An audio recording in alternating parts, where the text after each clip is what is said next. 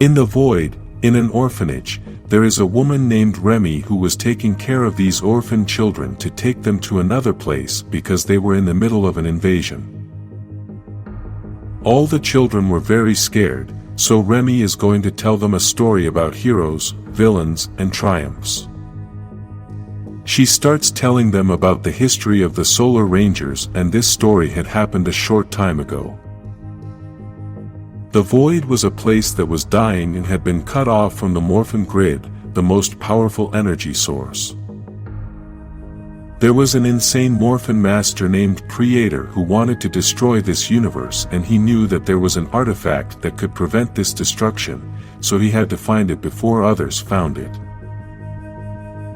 This artifact is the Solarix, a device that the Morphin Masters used to cut the Morphin grid of this universe, but the artifact also had a hidden purpose.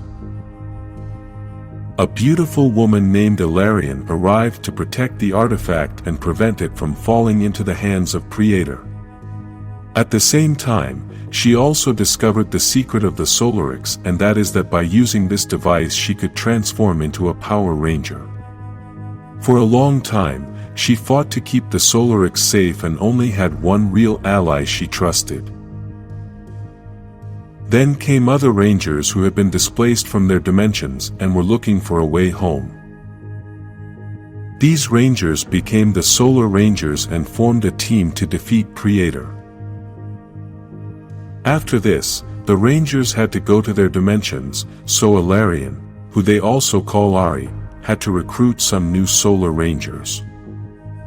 Remy tells the kids that the Power Rangers always win, and then is interrupted by Maxie, who is the Yellow Ranger of the new team.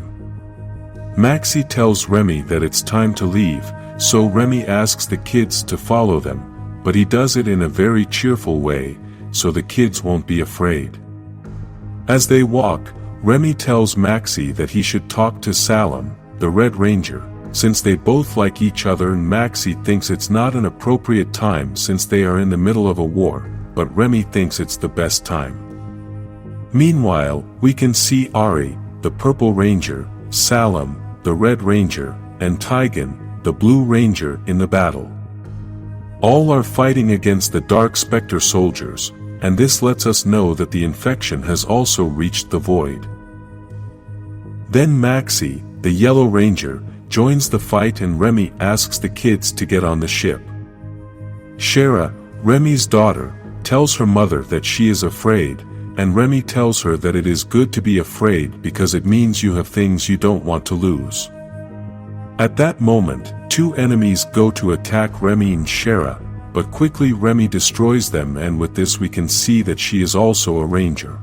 Remy is the Orange Ranger, and we can tell she is a great warrior. Now the Solar Rangers are reunited to protect these orphans, but there are still 3 Rangers missing from this team that we don't know what happened to them. On the way to the ship, we can see that there were still some enemies left, and Ari together with Remy make a great team to destroy them all. I should mention that I personally love Remy's costume, and it may possibly be one of the best costumes in the entire franchise. After this, Ari finds a toy on the ground and tells Salam that he hasn't found anything important. They talk about the infection and say that it has spread very fast, so the situation is very worrisome for everyone. Ari wants to know what has happened with the other Rangers, and Salam tells him that he hasn't heard from them since yesterday, but the Green Ranger had told him that because of all the Dark Specter soldiers, the evacuation has taken longer than usual. Ari asks the Red Ranger to find all the Rangers, as they are now going to have to make some tough decisions. Now the Rangers are heading to a place called the Cistern Belt where beings called the Elders live, and they are going to take in the orphans to care for them, as they are very grateful for the work the Solar Rangers have done. The Yellow and Red Rangers think that at that moment everything seems like a lost battle, since the infection is everywhere and they don't know which planet the villains are going to attack, so they must create a strategy. Ari explains that the Morphin Masters wanted to protect the planet that is made of Zeo crystal, because if any enemy reaches that planet, then it could be the end of the Morphin grid. That is why the plan Ari suggests is that they should cut off the grid in the middle of the void so that the infection will stop, but the other Rangers think this is crazy since they have survived thanks to the grid. Later, Shera goes to talk to Ari, and in this conversation they confirm that Ari and Remy have a relationship, and both formed a family with Shera. Remy had asked Shera to stay with the other children on the other planet because it will be dangerous for her. Upon arriving on the planet's cistern belt, everyone starts to get off the ship and Remy and Ari go off alone to have a conversation. Ari mentions something important, and that is that the Solar Rangers now have their own morpher and no longer need the Solarix, plus they have previously survived without the Morphin grid. Ari is very worried as she doesn't want to lose Remy and Shera, but Remy reminds her that now she doesn't have to carry all this burden alone. Remy keeps reminding her that Rangers always help each other, and the two begin to have an intimate moment, but at that moment a big explosion is heard. A ship landed on the planet, and to everyone's surprise the one who had arrived was Dane, one of the villains who is serving Dark Specter. This fearsome villain arrived with many soldiers, but he also arrived accompanied by the other missing Rangers who were obviously infected. Because Ari and Remy were elsewhere chatting, the yellow, blue, and red Rangers were alone. Dane was a little disappointed as the other Rangers had told him that the leader was the Purple Ranger, but he also said that any Ranger was fine and now he is going to infect them. Ari and Remy run to help the other Rangers, and it's a little late because the battle has begun. Dane and the Pink Ranger go to attack the Blue Ranger, but at that moment, they receive a strong blow from Ari's weapon.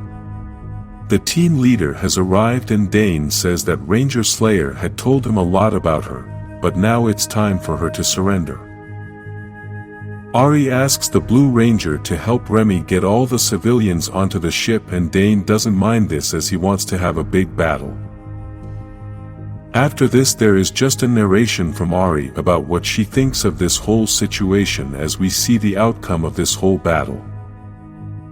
Ari mentions that Remy had once told her that hope was what saved this universe, but Ari thinks that actually what helped her to move on was the love she feels for Remy, and without it there was no way to save the universe. As Ari says all this, we can see that Remy was not transformed as she was trying to help the children, and when she tries to transform, she gets infected. Many managed to escape, although many were injured, including the Red Ranger, who also has a relationship with the Yellow Ranger. Meanwhile, Ari's narration continues, which says that Remy was her hope and without her she now feels empty, but at that moment, we can also see that a ship has teleported to this universe.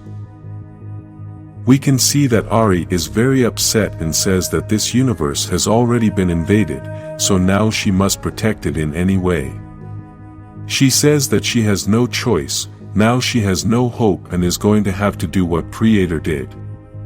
Ari's plan is to cut the grid of this universe, and we see something that confuses us a lot, but maybe it has some explanation. Ari has arrested Ranger Slayer, and although we all know now that she wants to save the universe, Ari maybe thinks that Ranger Slayer is still working with Dane because of what he had told her in the battle.